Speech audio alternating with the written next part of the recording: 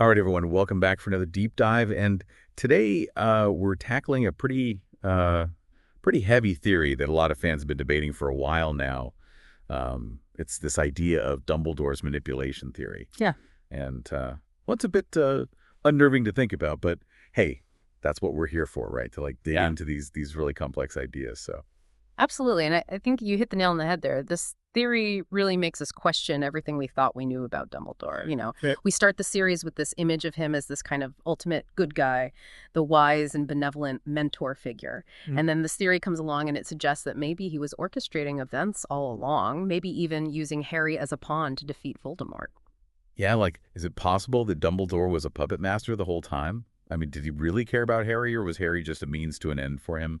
Like a chess piece in this grand game against Voldemort? I mean, it's dark. It is. And I think that's why this theory has resonated with so many fans, because it forces us to confront this idea that maybe good and evil aren't so clear-cut. Maybe the people we admire, even our heroes, are capable of doing some pretty morally questionable things in the name of the greater good. Okay, so let's dive into the specifics here. Yeah. What are some of the arguments that people use to support this Dumbledore's manipulation theory? Well, one of the biggest points that people bring up is Dumbledore's tendency to withhold information from Harry. I mean, think about it. How much did Dumbledore actually tell Harry about the prophecy, about the Horcruxes, about his own connection to Voldemort? Yeah, he always seemed to give Harry just enough to keep him going. Just enough to nudge him in the right direction, but never the full picture.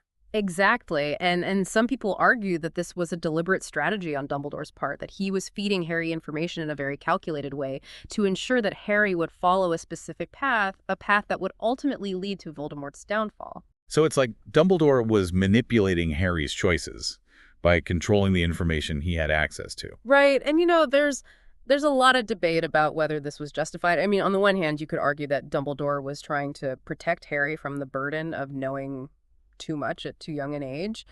But on the other hand, you could say that he was robbing Harry of his agency by making decisions for him. Okay, so information control is a big one. What else do people point to? Well, another key piece of evidence that people cite is Dumbledore's relationship with Snape. I mean, this is a guy who was basically Voldemort's right-hand man before switching sides, and yet Dumbledore always trusted him implicitly, even when everyone else was suspicious of his motives. Yeah, I remember thinking that was really strange when I first read the books. Why would Dumbledore trust Snape so blindly? Was he really that good of a judge of character, or was there something else going on? Right, and that's where the manipulation theory comes in. Yeah. Some people believe that Dumbledore was able to manipulate Snape by exploiting his feelings for Lily Potter. Okay, so the theory is that Dumbledore knew about Snape's love for Lily and used that to ensure his loyalty to the cause. Exactly, and it's a pretty compelling argument because it explains why Snape would risk so much to protect Harry, even though he clearly resented him at times. Yeah, I mean, it's hard to imagine any other reason why Snape would put up with all of Harry's shenanigans unless he was truly bound by some kind of deep emotional debt to Dumbledore. Right, and that debt could very well have stemmed from Dumbledore's manipulation of Snape's feelings for Lily. Wow, okay, so we've got information control and we've got the manipulation of Snape. Yeah. Those are pretty heavy accusations. They are, and there are plenty of other examples that people bring up, but I think those are two of the most compelling ones. Okay, so far it sounds like we've got a pretty strong case for Dumbledore being a manipulative mastermind, but are there any arguments against this theory? I mean, is there another way to interpret Dumbledore's actions? Oh, absolutely. I mean, the thing about this theory is that it's all about interpretation. There's no concrete evidence to prove or disprove it, and that's what makes it so fascinating. Okay, so what are some of the counter-arguments that people make? Well, one of the main points that people raise is that J.K. Rowling herself has said that she intentionally created her characters with complexity and nuance. They're not meant to be easily categorized as good or evil.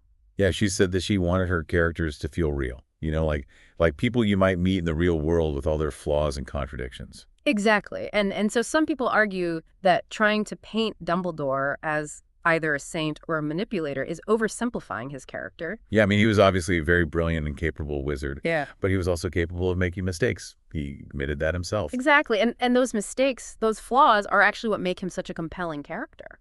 Okay, so maybe Dumbledore wasn't intentionally manipulating everyone.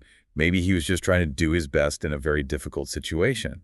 Right, and maybe he made some questionable decisions along the way, but his ultimate goal was always to defeat Voldemort and protect the wizarding world. Yeah, and maybe he believed that the ends justified the means, even if that meant bending the rules a little bit or withholding information or, even manipulating people. Exactly, and I think that's a really interesting point to consider because it forces us to ask ourselves how far we're willing to go to achieve what we believe is right. Right. Like at what point does doing the right thing become morally wrong? Yeah. Does the end always justify the means? It's a question that's been debated for centuries. It has, and there's no easy answer. All right, so we've heard arguments for and against Dumbledore's manipulation theory. Seems like there's no easy answer here. No, there isn't. And I think that's what makes this theory so compelling. It forces us to think critically about the characters we thought we knew and to question our own assumptions about good and evil. So what are we left with then? Well, I think we're left with a choice. We can choose to believe that Dumbledore was a master manipulator who used everyone around him to achieve his goals, or we can choose to believe that he was a flawed but ultimately good man who did his best in a very difficult situation. Yeah, and maybe the truth is somewhere in between. Maybe he was a bit of both. Exactly. And I think the important thing is to acknowledge the complexity of his character and to recognize that even our heroes are capable of making mistakes. So ultimately, it's up to each individual reader to decide how they interpret Dumbledore's actions. Absolutely. And I think the beauty of this theory is that it encourages us to engage with the story on a deeper level, to think critically about the characters and their motivations. Yeah, it's not just about accepting what we're told. It's about questioning things and coming to our own conclusions. Exactly. And that's what makes the Harry Potter series so enduring. It continues to spark conversation and debate even years after the final book was published. And, what's really interesting is that this theory about Dumbledore, it kind of mirrors real life in a way. I Yeah. mean, think about all the leaders and authority figures throughout history who have made difficult choices, who have kept secrets or manipulated events in the name of the greater good. Oh, absolutely. And I think that's why this theory resonates so strongly with people because it reflects the complexities of the real world. So I guess the question for each of us is, how do we judge those actions? Do we condemn them outright, or do we try to understand the context in which they were made? That's a tough question, and I don't think there's a right or wrong answer. So where does that leave us then? I think it leaves us with a lot to think about. Yeah, it does. And I think that's a good thing. It's good to be challenged to question our assumptions and to consider different perspectives. Absolutely, and I think that's what makes for a truly engaging and thought-provoking discussion. So thank you, everyone, for joining us for this deep dive into Dumbledore's manipulation theory. It's been a pleasure. And as always, we encourage you to keep the conversation going. Share your thoughts and theories with us online. We love hearing from you. And who knows, maybe we'll even revisit this theory in a future episode. Until then, keep exploring, keep questioning, and keep the magic alive.